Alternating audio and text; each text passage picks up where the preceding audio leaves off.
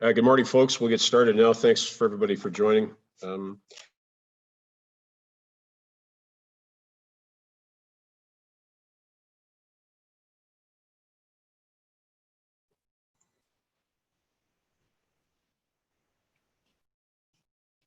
you hear me now? Yeah. Okay. So the clerk has the roll call. Just a reminder about some of our rules and procedures. Make sure you're muted when you're not speaking to reduce feedback. We don't want to listen to dogs and cats and things in the background. Webcams have to be all turned on, as I see you are. Staff will be joining the meeting when requested to. I think you all know how this works. If you want to speak, you press the raise hand button. Is there anybody that hasn't done that before? Okay. Let's see. If we get interrupted, we've got 15 minutes to regain quorum. And if we don't regain quorum, then the meeting is adjourned. If you get lost, log back on. Let's see now. Voting will be conducted by a recorded vote by calling each name of the member participating virtually first. We don't have any teleconference attendees today, so we don't have the second part of that to deal with. Now, with respect to declarations, does anybody have a declaration of pecuniary interest? Yes, Councillor. In the minutes, I think it's 5.1 for the funeral services. I have a conflict of interest as my husband is a provider for some of the local funeral homes. Fair enough, thank you. So we'll note that Councillor Antosky wants to abstain from the voting and discussion on the minutes. We don't have any presentations. We don't have any delegations. Can I get a mover and seconder for all the items for consideration and consent? I see I have Councillor Wall and Councillor LaFerriere from the county. We've got the first item separated because there's going to be an amendment, item 4.1. Does anybody want any of the other items separated for discussion other than the minutes? Seeing none, we're going to go to a vote on the remainder of the agenda. Yeah, so if you're in favor of that, put your hand up and hold up there until the clerk sees it. So all in favor? Is your hand up, Councillor Miller? It should be, yeah. Okay. Looks like that's unanimous. Thank you, guys. Now we're going to go to item 4.1, and the amendment is coming from Mayor Davis. Mayor Davis, you have the floor. I'll ask you to hold the amendment until everybody's had a chance to speak, though. I think that's appropriate. And I just want to raise my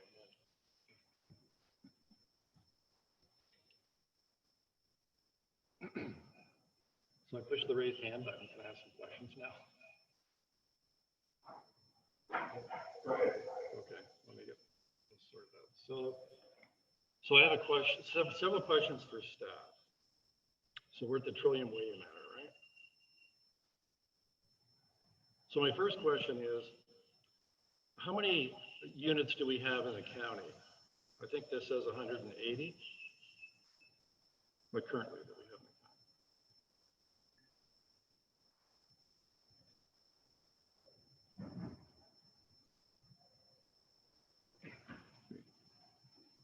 Mary Ellen?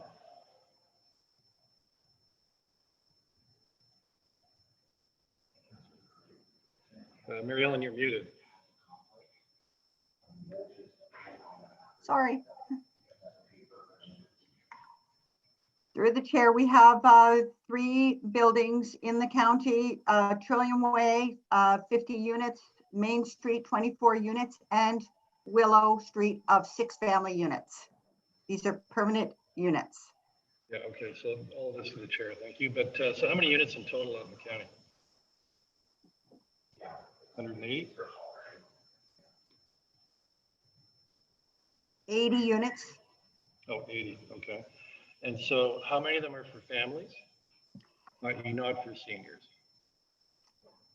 Through the chair, we have 6 permanent units for families. Okay. Is there demand for family units, especially in the town of Paris? Through the chair, we have a waiting list of 160 applicants. And the current supply is 6 units, yes. And with these, our current concept is that these developments should be self-sustaining, i.e. that the people who are paying market rent and those that are paying partial rent, they would pay the operating costs. But that's the intent, is it not? Yes, through the chair, that would be our approach to any new building going forward. We would strive to build self-sustaining buildings whereby the revenues would cover operating, capital reserves, contribution to capital reserves as well. So all costs. Right, and so these units are different than what they were in the 1960s. They're trying to shoot for a third who are paying market rent, a third who are paying partial subsidized, and a third that are fully subsidized. Is that generally the approach? Yes, through the chair, that's very much the approach. In the 60s, it was predominantly housing built through the Ontario Housing Corporation, which was 100% RGI. And we now know that that is a system that does not really work for providing healthy communities. When was the last time a unit was built in the county? Through the chair, over 30 years ago. And so now for these projects to work, the municipality, the contribution with the municipality is therefore capital, right? It's like the down payment you make so that the debt servicing costs can be covered off by the rents that are being paid. Is that the intent? Sorry, I had trouble hearing you. Sorry, so is that better? Yes, so with these developments now, the big municipal contribution doesn't come through a portion of the operating costs. It comes through a municipality making kind of the down payment, right? Paying for a portion of the capital cost, and then you borrow the rest, or rest comes through government grants. The idea is that the carrying costs will be matched by the rents that are being paid partial and full.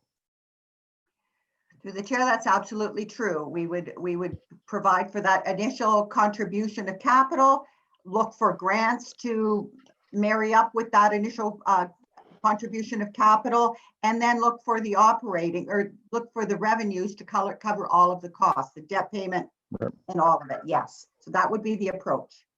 And the city actually owns these lands at Trillium Way, does it not? Yes, the Trillium Way lands were downloaded to the from the province to the city of Bradford as service manager in 2001. Right. So if we don't have a capital contribution to the county, we can pretty much design what we want out there, so long as it complies with the zoning bylaws.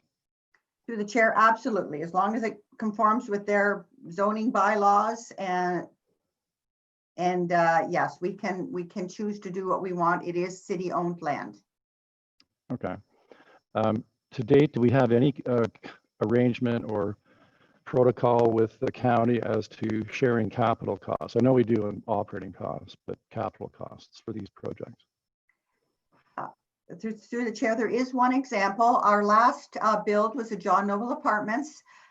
Both the county and the city owned the land, so therefore the county and city were on title, and we did a cost sharing agreement for that particular property where both the city and the county undertook some debt, and as a result of that, any monies left over at the end of all of our payments, debt, capital reserves, and operating was divided between the city and the county on a cost sharing basis for future capital reserves. Mayor, you're out of time. Put me down for a second go around, please. Councilor Ferrier, you have the floor. Thank you, Mr. Chair. Thank you for having this here. I just threw you to staff. I just have a quick question.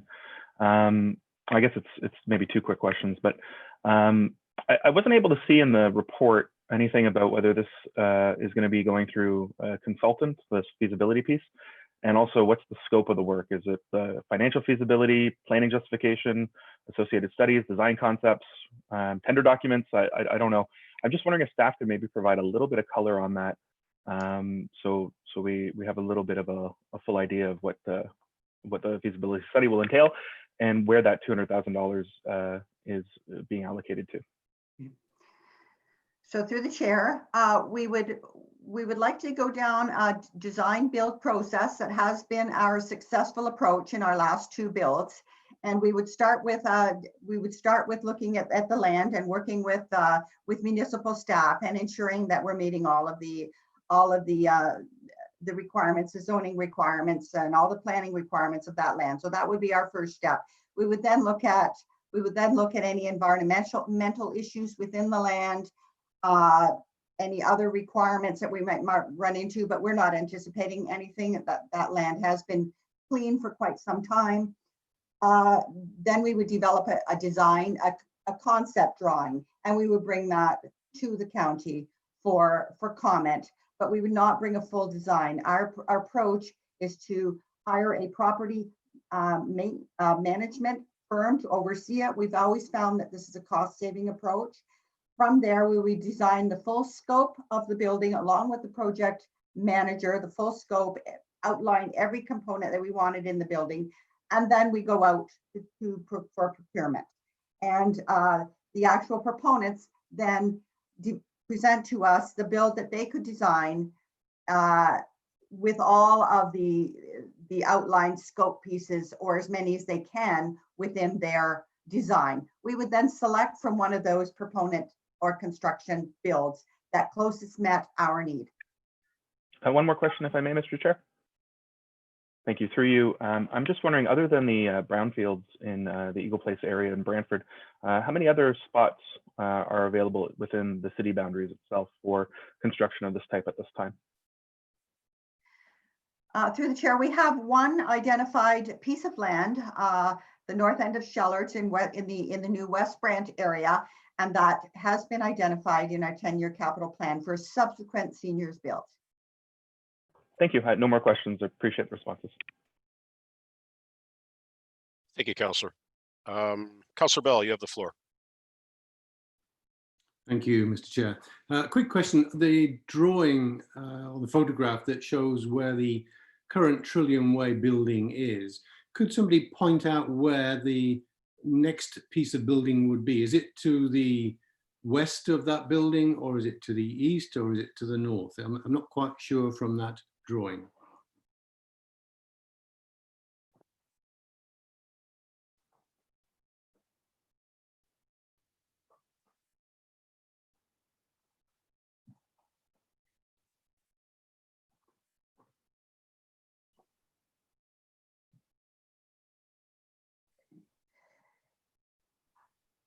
Through the chair, it would be, unfortunately, I have no map in front of me, but it is directly behind the current build.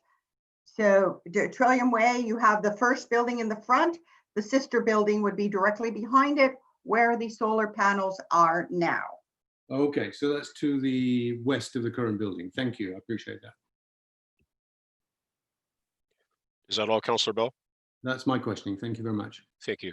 Are there any other first-time speakers before I go back to the city mayor? Mayor Davis, you have the floor. Thank you, Mr. Chair. So, I had never hoped to have to bring this amendment, but I'm going to do it. And so the amendment I'm putting on the floor seeking a seconder is that item 4.1, feasibility work to construct new affordable housing at Trillium Way, Paris, and approval of property title transfer be amended to include the following clauses.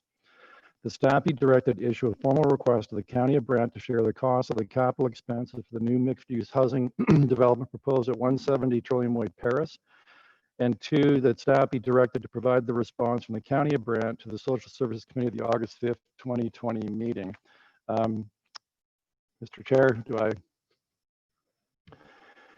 I'm going to express, I'm a little bit frustrated. We've known that this is the next best project after Marlene Ave. We've known that because there hasn't been a build in the county in 30 years. We know there is a demand in the town of Paris that's clearly not met for family housing.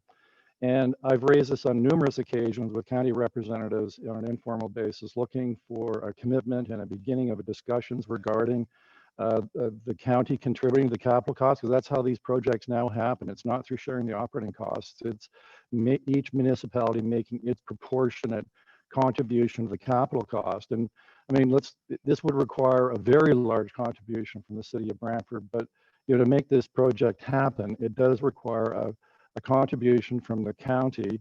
And, and this would be a project that would be primarily of benefit to the residents of the town of Paris, because people have a choice when they're offered partial or affordable housing. They have a choice of where they want to go. And so normally a development in Paris would attract interest from residents in Paris that are in need of affordable housing. So I'm hoping we can, with this amendment, that it'll bring this matter to some kind of conclusion, so that we know whether or not we're going to be proceeding with Trillium Way.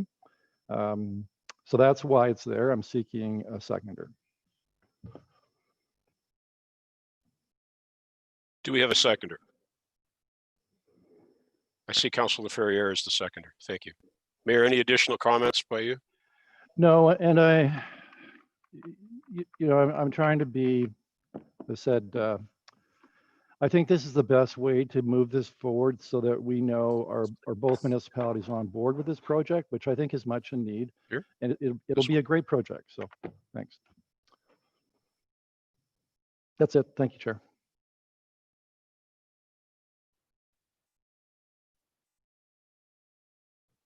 I have Councilor Wall next to the queue. Go ahead, Councilor. Good morning. Thank you very much. Through you, Mr. Chair, speaking directly to the resolution, right? On the amendment, Councilor. Yeah, sorry, the amendment. Yes. Question for staff. If it's been 30 years since they built in the county, that seems disproportionate to why has it been so long since something like this has been built in the county?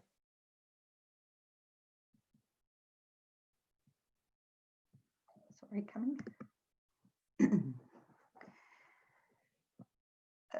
Through the chair, housing has taken many peaks and valleys over the last few years. The provincial government really pulled out any nonprofits and co-ops from being built in the mid-90s. So anything that didn't have a shovel in the ground, that was pulled back at that time.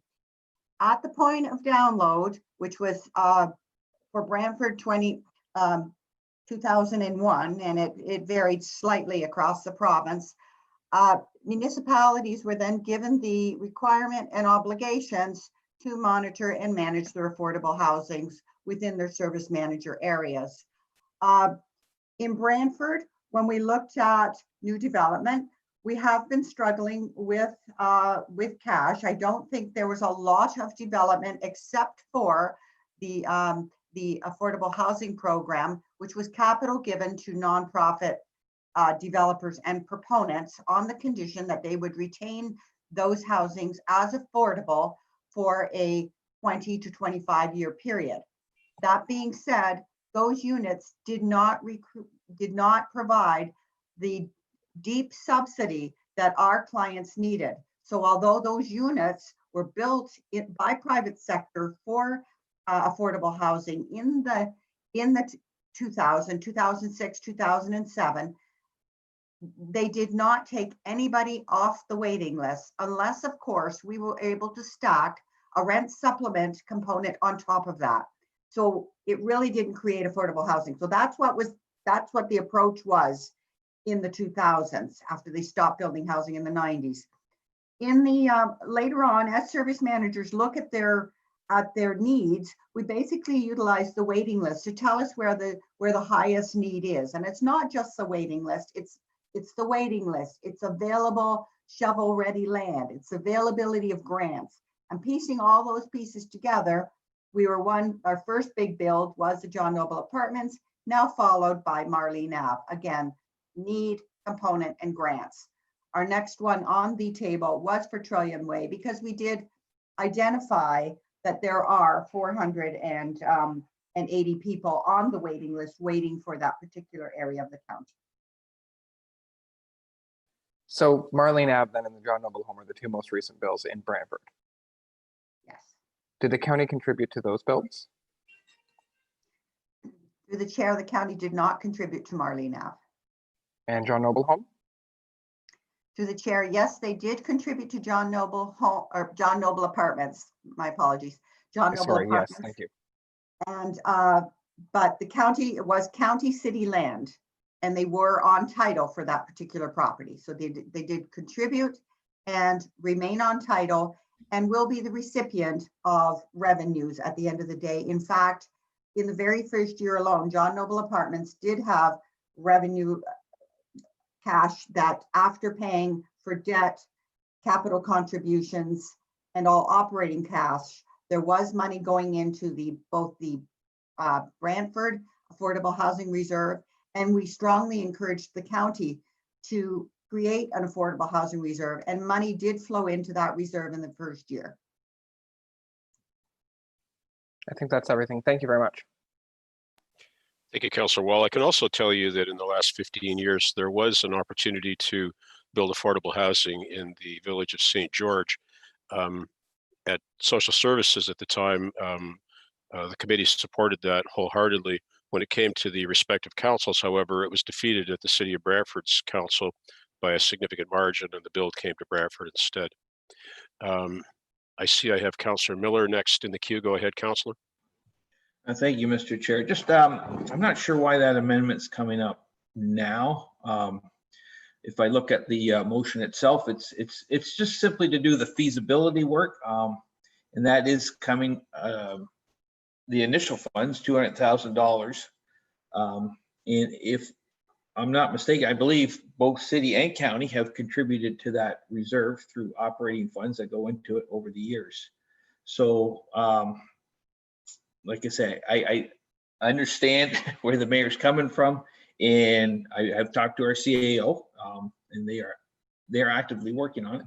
But at the same time, like I say, I feel that amendment might be a bit premature. I'd rather just deal with that after the fact, and at least do the feasibility work to get it going. So I'll leave it at that. Thank you.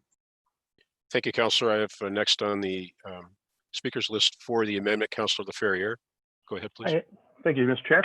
Yeah, I'm supportive of this amendment. I think we've been having informal talks. Absolutely, I know I've been a part of those with the mayor, but I think we need to move to the formal stage. I'd love it if there was a specific proposal from the service provider, which would be the city in this case, about ratios and the rest of it. I think that'll actually help, because then it'll get it to our council, and then we can discuss a specific proposal instead of discussing informal talks, which aren't necessarily what you discuss at a official meeting.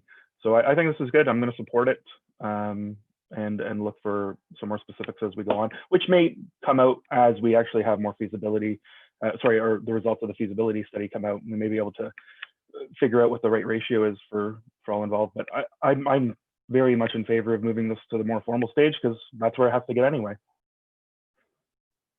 Councillor, thank you. Mayor Davis, you have the floor. Thank you, Chair. So the intent is, I agree, it would be great if we had a specific proposal that makes it easier to deal with. But we're about to spend some significant money in a feasibility study, and it'll take up a lot of staff time. And frankly, like, why bother if at the county you're not interested in this development, and you feel you will not be in a position to make a significant capital contribution, then tell us and we'll move on to something else. So, which would be a shame, because I think it's really needed. And I'd like to work cooperatively with the county, and working out those fine details, the exact amount the city contributes to the county, how we deal with the waiting list, and all those things that we've been able to work out in the past. But as I said, why even go down that road if it's really not on for the county? And so that's really what it's designed to do. So. Mayor, thank you. Councillor Antosky, you have the floor. Thank you, Chair. Actually, that's what I was about to say. I was going to say, I think now is the time to formalize it, make sure that everyone is on board at the same time. There's no sense in kicking that can down the road. I think that we need to formalize everyone's agreement and participation at this point.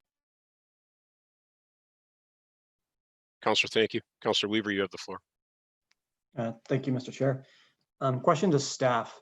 So what is the current percentage agreements that are paid by the county and by the city when we have this type of project?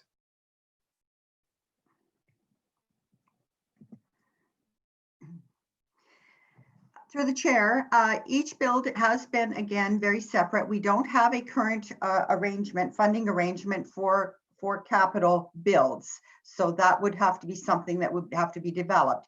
In terms of only the local housing corporation ongoing capital, there is a contribution through their 17.5% that goes into local housing corporation repairs, but there is no contribution currently from the county that goes into the affordable housing. Thank you very much. Councillor, thank you. Councillor Bell, go ahead, please. Thank you, Mr. Chair. As a newbie to both council and to this committee, I guess there's a history here that I don't fully understand. So I would be grateful if somebody could share why it seems entirely logical that if a building is built in the county, that the county should contribute. If a building is built in the city should contribute. And if it's jointly owned, then we both jointly contribute. So if somebody could give me a potted history, that would be incredibly helpful in helping me decide whether to support this amendment or not. Thank you.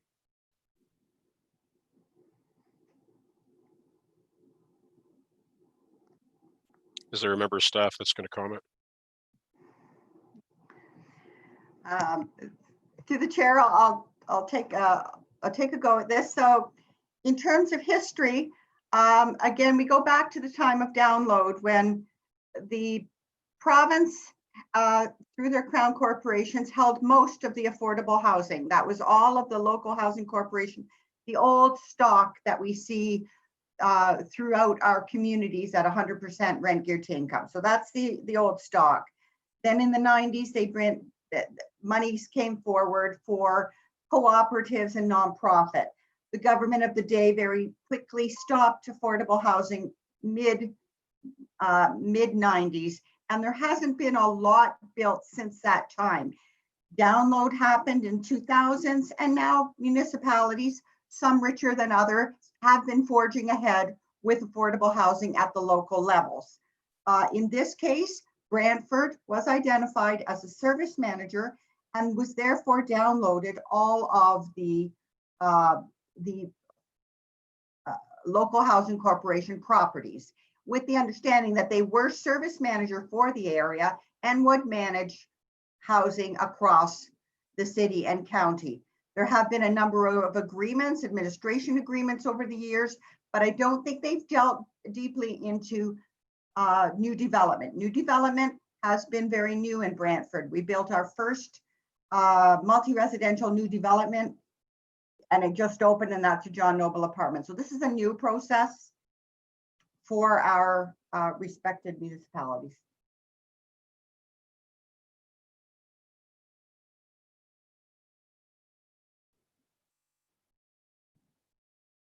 And sorry, if I could add to that. Councillor, you're muted. Sorry, I think Mary Ellen wanted to add something there. Sorry. My apologies.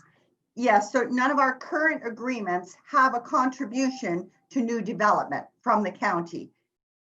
But despite the fact that we're going that way, but each building is extremely different. So we have to look at who owns the land, where it's located. So we're in that component now. Well, thank you for that. I think it's good to have that history. And I think it is worth now a reflection, some time to consider, is this the right model going forward? I'm not necessarily saying I support that the county pays, but I do think it's worthwhile having a look at the models that we have going forward, because this will not be the last one that we want to build. And I think we need to have a model that will support us, both of us, in the future. Thank you.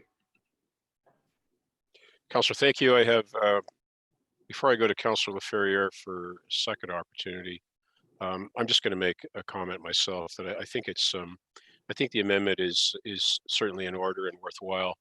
I guess we really need to decide about future partnerships with respect to builds in town of Paris, County of Brant. And I think this gives the county an opportunity for the members of the committee to take it back to their council and have a fulsome discussion. And we'll see what comes out of that. And if the county is amenable to the build and willing to participate, then we can certainly go a long way in terms of relieving wait lists in Paris, particularly. And I guess if the county chooses not to support the build there, then I think maybe the city of Bradford has other options to pursue.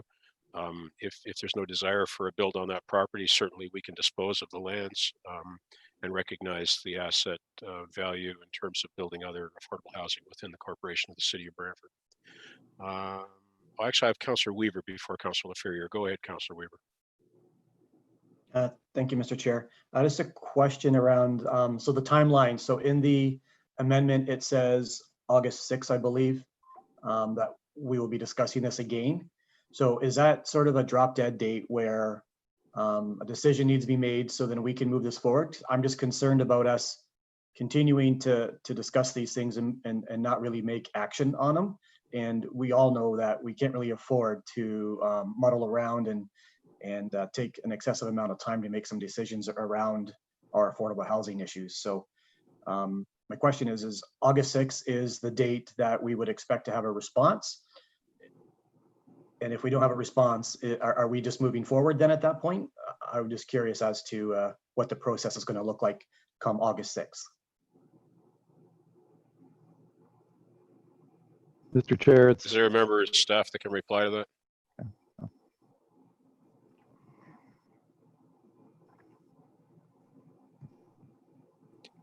Mayor, I'll put you back in the speaking order, and you can perhaps comment on that when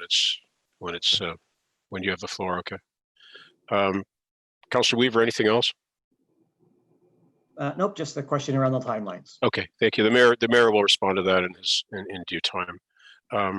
Councillor LaFerrier, go ahead, please. Thank you. I just want to provide a little bit of color on some of the informal talks and also some of the what's being maybe categorized as lagging from the county. I don't actually see it that way, but maybe that's not surprising considering I'm a county councillor. But you know, let's look at this. In the last term, we've created an affordable housing reserve, which we've not done in 20 years of being a county. We've joined the task force on affordable housing. We've also agreed, and it was, I think, your motion, Councillor McCreary, your amendment to wanting to have take part as a county in the case housing study, et cetera.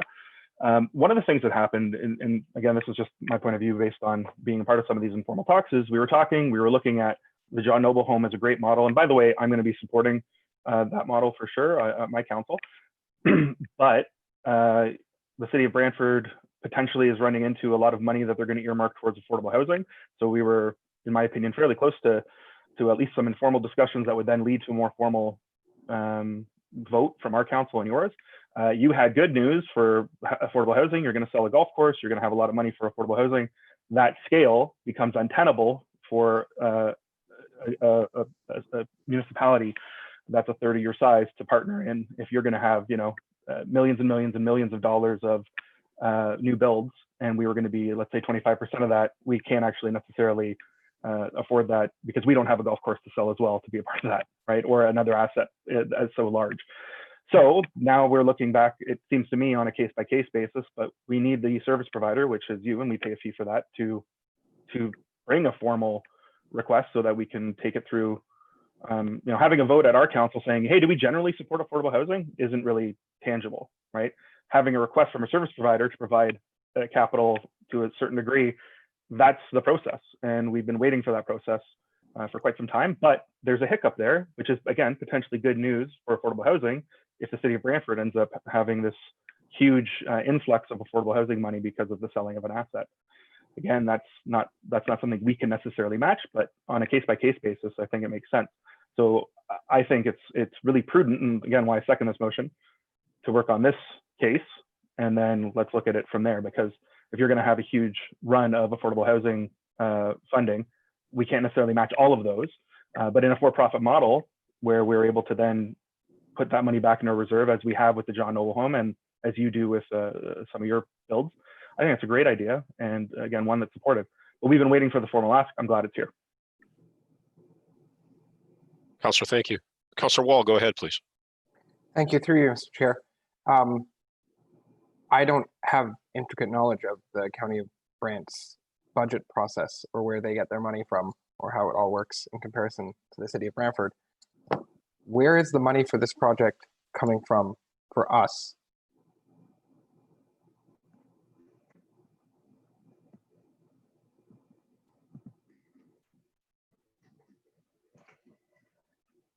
through the chair, this particular money, we're asking for feasibility. So we do have it, identified coming out of our capital reserve to be able to do the feasibility. That being said, we have every intention of going for a Canada Mortgage and Housing seed funding grant. And we feel fairly optimistic that the first component, the feasibility piece of the build, will be covered, maybe not in its entirety, but certainly the lion's share through the CMHC funding. From there, we would have to come up with a costing, and we're not at that level yet. We would be looking for components of whatever is in our reserves, our affordable housing reserves. We have just about $1 million in there now. We would be looking at any other revenues that come through the door, such as the sale of Arrowdale, although that certainly sounds like a lot of money, but if you spread it over several projects, it's not as much as one might seem. We would be looking for grants. We would apply for every grant possible to try to reduce the cost, but those are areas where we're not there. So it would be a combination of piecing it together through several pieces of grants. We've done it before. We did it with the John Noble Apartments. We've done it with Marlene Ave. In some cases, if there's not enough contribution, then one municipality would be required to take on their component of debt in that model. So I'm trying to figure out how to ask this question, I guess. So the most of the money is coming from either the municipal, like our reserves, or our different accounts. Is there any assistance from the federal or provincial government in terms of monies? At this time, it's through the chair. Those are all OCHI, COCHI, all grants we would have to apply for. So those are things that we have every intention of doing. We just, there are some housekeeping pieces that have to happen first, but obviously we need approval to carry forward.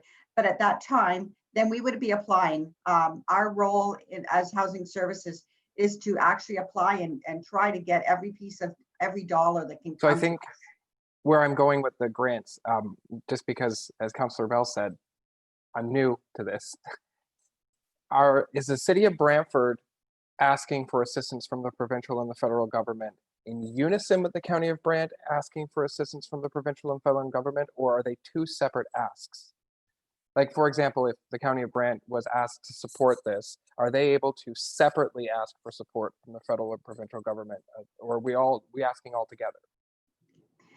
Through the chair, we would be acting all together because the request would come from the service manager. That being said, on everything I'm reading in terms of the grants, there's certainly a lot more likelihood that when there's more municipalities involved in a partnership, that it would be funded. So we would take the lead on that. So the mayor's amendment to have the county and the city work on this together would perhaps help us receive funding. Through the chair, that would certainly be my opinion. Then I support it, because we need support from our friends in the provincial and federal government. Thank you very much. Councillor, thank you. Mayor Davis, would you like to take the floor and respond to the earlier question, please? Yeah, the question I'm responding to, I believe, was Councillor Weaver's, the date itself, the August 5th date. So I chose that because that's the next social services meeting. Does that give the county enough time to think about whether they want to participate in this? I'm not sure. And if the county representatives were to tell me that should better be the meeting in September to give them time, I'm okay with that. It's just that, as I said, we really need to know if we're going to be able to do a joint partnership here, and if so, then let's push ahead as quickly as we can and as cooperatively as we can, and design a project that fits the town of Paris and what it needs and meets the needs there. So, but if that appetite's not there, then fine. Let's just put it behind us and move on to something else.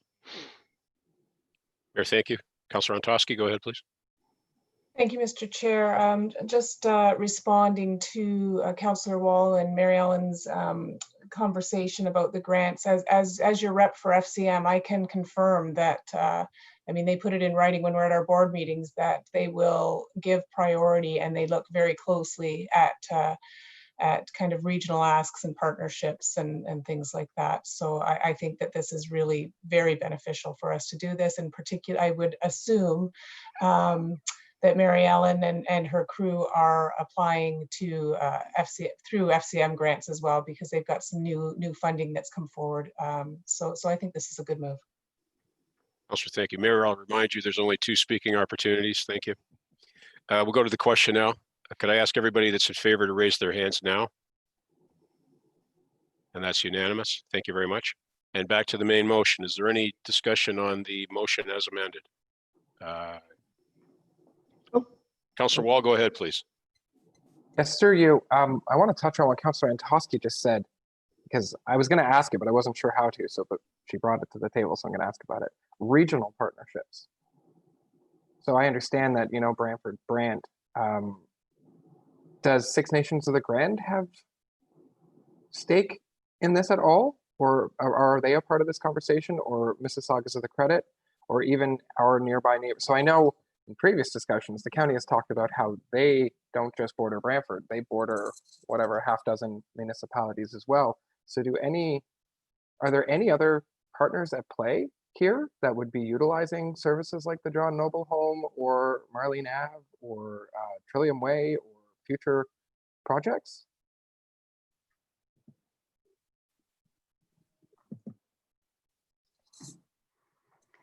Through the chair, certainly our Indigenous populations who live off reserve are applying for any of our housing opportunities. So we would see that happening. My understanding is that there are separate grants as well available for Indigenous populations. I don't have a great deal of depth in them, but I understand there's further individual funding to build specific Indigenous housing. But once they reside within the city of Brantford off reserve, they're placed on waiting list and would have access to any one of our units within our inventory. And then what about other neighboring municipalities, such as the ones that neighbor on to the county of Brant? Through the chair, the same would apply. Our waiting list is such that anyone who meets the eligibility criteria for affordable housing anywhere across Canada could apply for any unit within Brantford or Brant County. There is nothing within the legislation that prohibits them from doing so. Once they can actually apply from BC and apply for a housing unit within Brantford or Brant County. Keeping in mind that most of our housing stock fell under the authority of the Housing Services Act, and that was a requirement.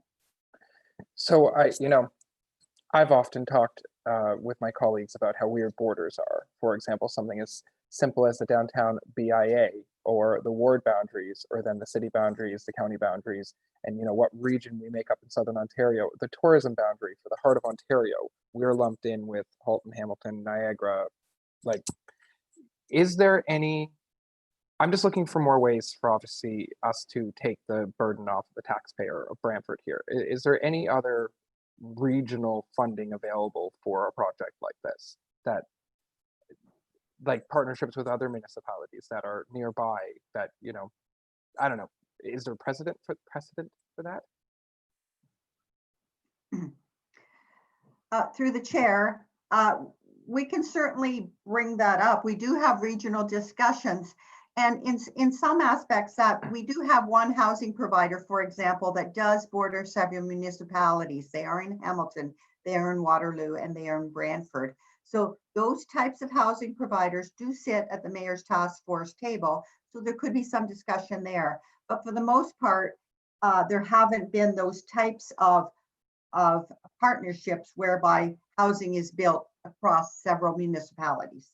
So that's something that we'll certainly be looking at. Thank you very much.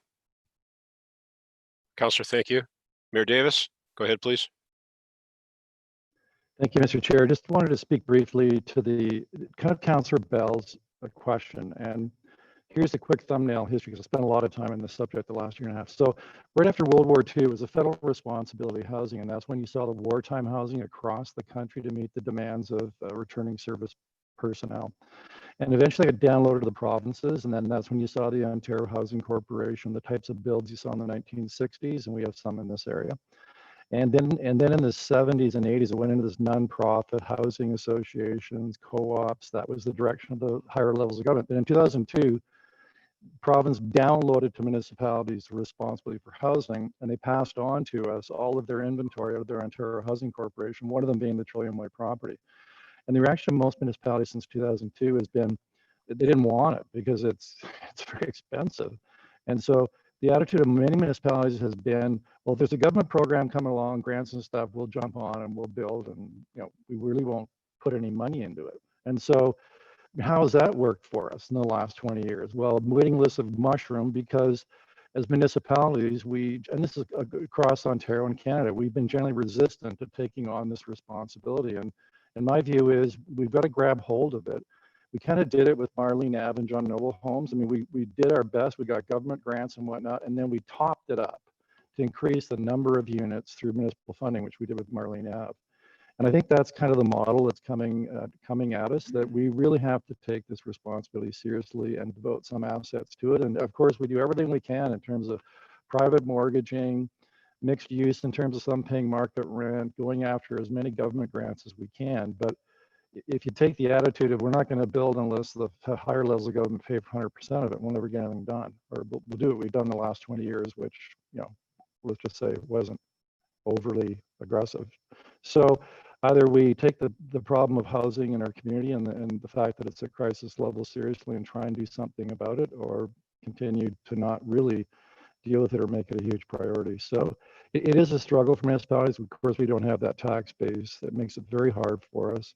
And that's where we're trying to be imaginative. The Mayor's Housing Task Force, we're looking at, it's not just going to be municipal builds, but also it should be working with nonprofit providers such as, JC Homes, Kiwanis, the Indwelds, I think I got in Kimber name, and also even the private builders, working with them. What can we do together to make housing more affordable, even say first-time home buyers? So it's almost like the equivalent to me is almost like a wartime effort at a municipal level. But if we're taking the problem seriously, we're going to look at every possible option, and Trillium Way is one of them. But it will require, I think, some municipal contribution to make sure that it's a good development that is acceptable to the town of Paris and meets all the needs at the same time, meeting the core housing needs that are there in Paris and throughout the entire county and city. So I'd really like to move forward in a spirit of cooperation and dealing with the problem, but at the same time, learning from the mistakes that have been made in the past in the 60s and 70s and 80s, and learning from those mistakes. Thank you, Chair. Mayor, thank you. Any other desire to speak, members? Let me just add then that I'm very hopeful that County of Brant will come back and report back to us that the decision of the county was unanimous. We've enjoyed an excellent working relationship, an excellent friendship with members of County Council and folks in the county for a long time. The relationship ebbs and flows, of course, depending on folks that are involved. The pinnacle, I think, of the relationship during my tenure on this council was the achievement of a partnership and prosperity that we achieved with respect to a boundary adjustment, which is going to allow both communities to benefit strongly into the future. And I'm hoping that that spirit that we enjoyed then will continue to work for us, both city and county, and that any of the little potholes and bumps in the road that we experience can continue to be smoothed over. And I see this as a great step forward. So I hope members of the County Council will go back to your folks and advocate for support of this so that we can move ahead on a joint project like this, one step at a time. So thank you, guys. Now we're going to go to the vote. So I'm going to ask you each to raise your hand and just hold it there until we've got your vote recorded. Okay. Pardon me. Can I ask for a recorded vote on this one?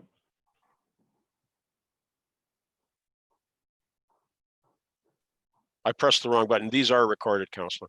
Okay, thank you. Yeah. Okay, hands up. Councillor Miller, is your hand up? It's up, but I want to be clear on what are we voting on? 4-2, 4-1? We're on the, we're on the item as amended, Councillor.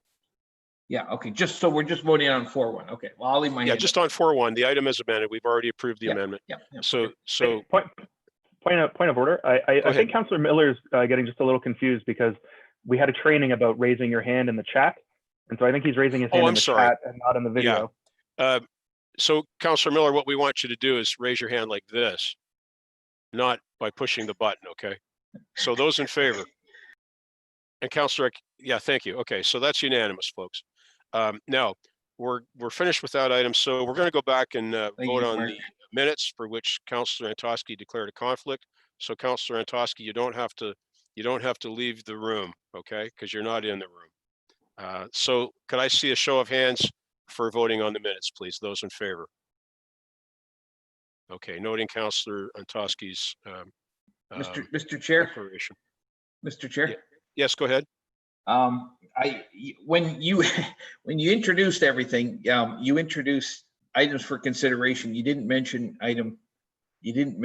consent items, and I wanted to speak to both. I'm sorry, Councillor. We did have both consent and consideration moved and seconded and voted on as a block. If you've got a question concerning something, could I ask you to hold it and raise it during the question period?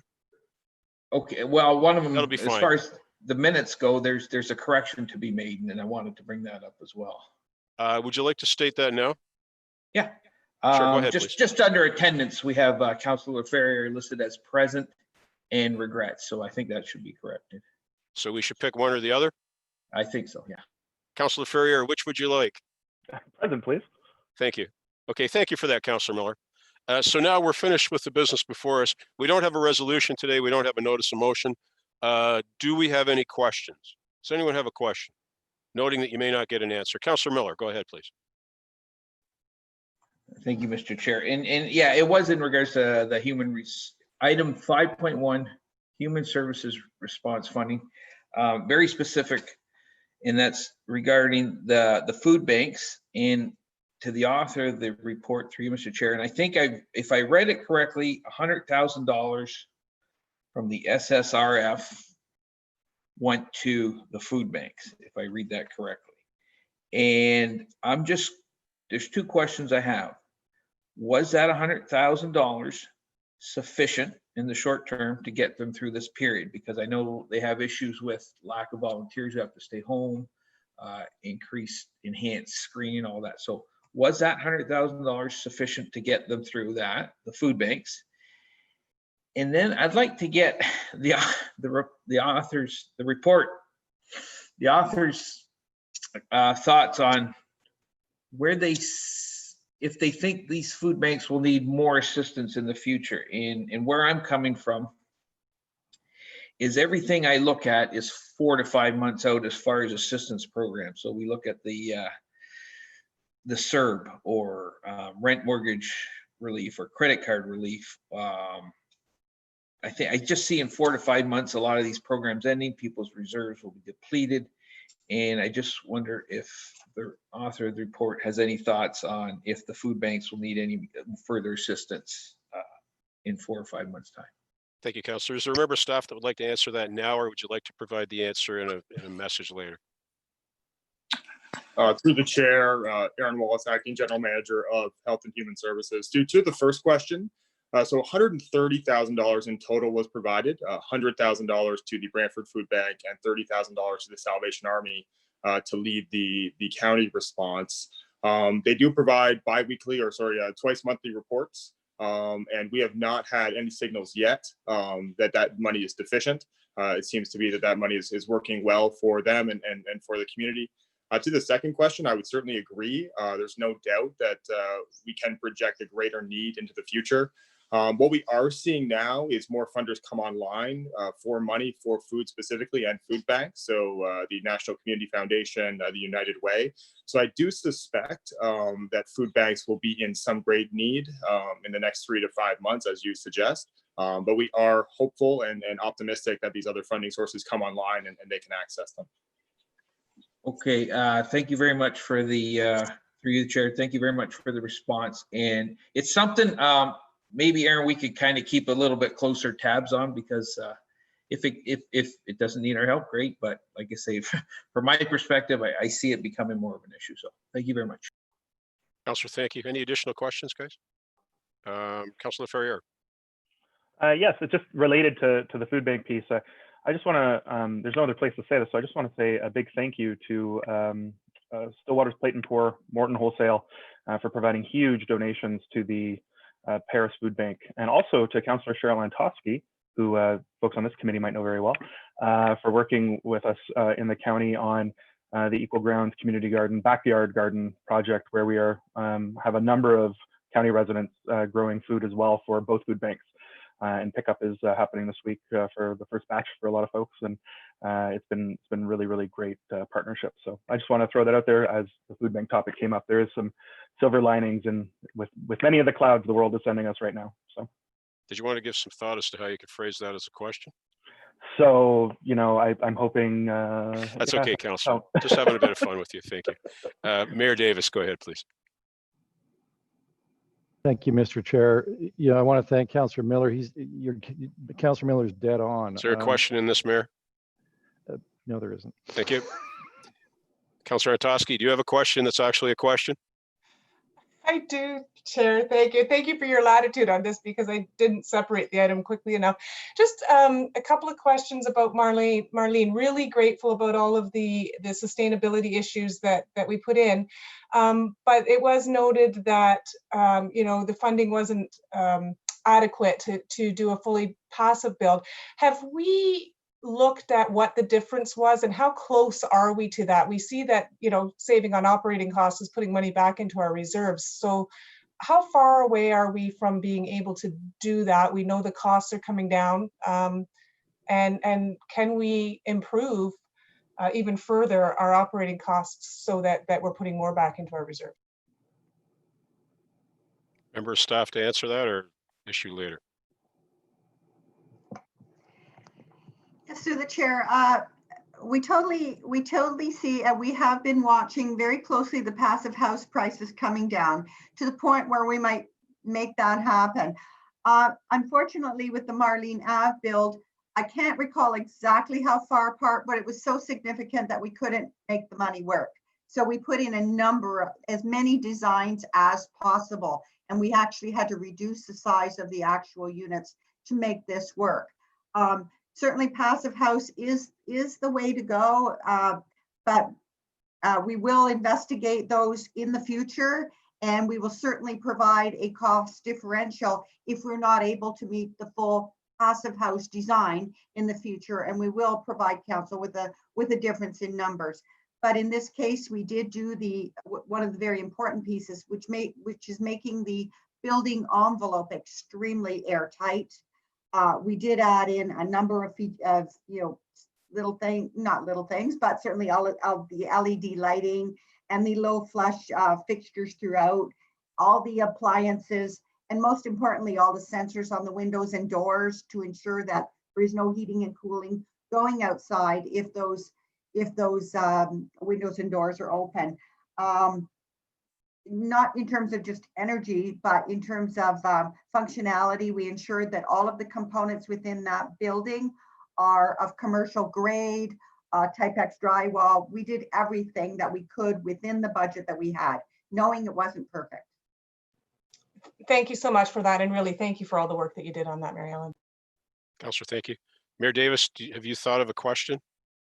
Go ahead, please. I thought of a question, Mr. Chair.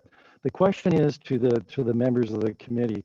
Do you not think how lucky we are that we're blessed with having such great staff, Mary Ellen, Aaron, Kevin O'Hara? I mean, all of them are doing a great job for us.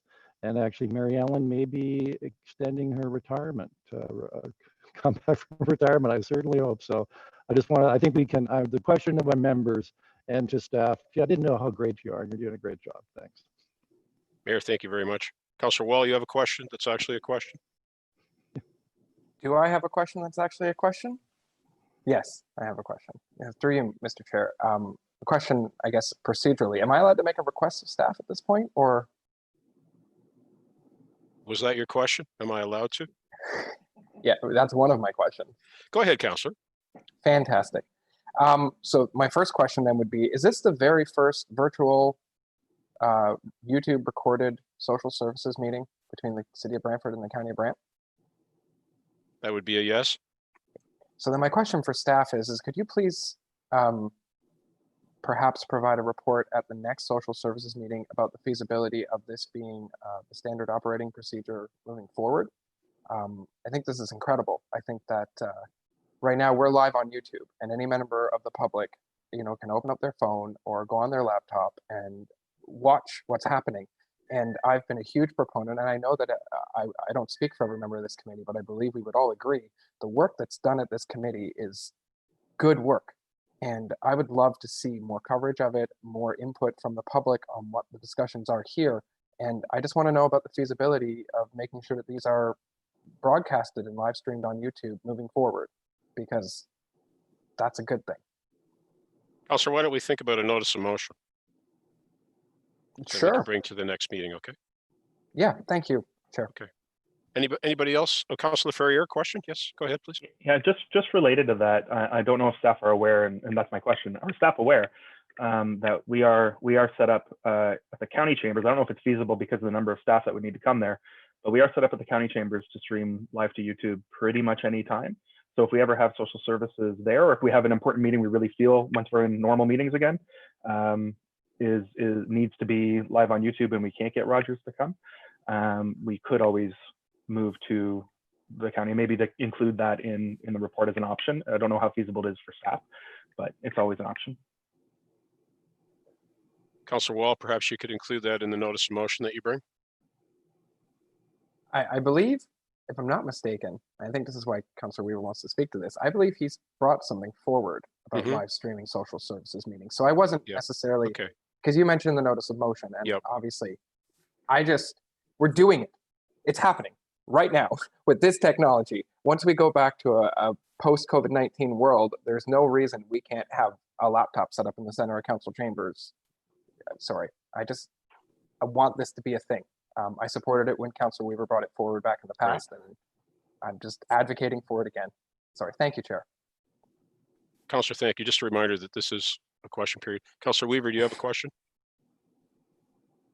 No, Councillor Wall actually mentioned the resolution that I moved and he seconded quite some time ago about streaming this and other council meetings. Unfortunately, it took COVID to actually be able to get it to happen. But yeah, I would also be supportive of it continuing. Are you aware that I am supportive of this continuing? There's my question. That was an excellent question, Councillor Weaver, and thank you very much for that. I see no other requests to question, so we're adjourned. Chair McCreary. Hi. So we're going to take 5 and then we'll resume as whatever the next one is called. Bradford Local Housing Corporation Board of Directors. See you in about 5 minutes, okay? Is this one we're on as a county or no? Yes, this is a city county. City county. So you said Brantford, but it's a Brantford one. Sorry, just give me a second. The mayor is heckling me from across the room. Yes, it is a combined committee, this one. The other. Okay. Then afterwards, it's the Brantford only. You have 2 Brantford only meetings.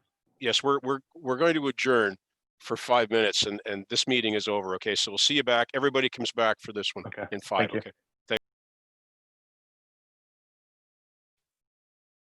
Okay, guys, we're gonna get started. This is the Brantford Local Housing Corp Board of Directors meeting. Deputy Clerk has the roll call, I see. Anybody have a declaration? Councillor Antosky, you're just fixing your hair, you're not? Okay. No delegations today, no presentations. Mover and seconder for all the items for consideration and consent, please, if I could. Moved by Councillor Antosky, seconded by Councillor Bell. Any items for separation? Seeing none, we'll go right to the vote. Those in favor? Raise all your hands. Oh, Councillor Miller, was I too hasty? Did you want to separate? I have a question. I don't need anything separated, but I do have a question on the report. We don't have question period in this proceeding. So if you have a question, we'll separate the item. And which item would it be? Item 5.1. the quarterly report. Item 5.1, the quarterly report. Aye. Thank you, Councillor Miller. We'll go to the vote on the remainder. Raise your hands and keep them up for a second. Those in favor, please. And that carries unanimously. Councillor Miller, you have the floor. Go ahead, please. Okay, just, yeah, thank you, Mr. Chair. Just a quick question through you to staff. Page 24 of the report that's in front of us. There's mention of the work orders. They went from 996 to 1,192 year over year. And that's an increase of 196, which is, I mean, that's close to a 20% increase in work orders. And I'm just wondering, is there a special reason for that, or are we just, that's just an anomaly? I don't know that there's a special reason for the increase in work orders. We have seen an increase in pest control, and that is adding quite a bit to our work orders. So just in certain buildings, but that is probably the main reason. And then a lot of work staff did after the annual inspections last year also added to the work orders. Okay, thank you. Anything further, Councillor Miller? No. Okay, I see no other requests to speak on the screen, so now we'll go to the vote. Please raise your hands if you're in favor, and that's unanimous. Thank you very much. We have no resolutions. We have no notices of motion, so this meeting is now concluded and we are adjourned. Thank you, County of Brant folks. Stick around for the rest of the fun if you like, or if not, we'll see you next meeting. Thank you very much. And we're going to go straight to this one, guys, okay? So this now is the Bradford Municipal Nonprofit Housing Corporation Board of Directors meeting. The roll call has been taken. Does anyone have a declaration? I see none. We have no presentations, no delegations. A mover and seconder, please, for all the items for consideration and consent. I have Councillor Wall and Councillor Weaver. Thank you very much. Is there anything that members of the committee would like to separate? Seeing nothing, we'll go straight to the vote. Those in favor? And that carries unanimously. No resolutions, no notice of motion. We are adjourned. And now we're going to move on to the AGM of the Municipal Nonprofit Housing Corp Board of Directors. Just bear with me a second. So we have the roll call.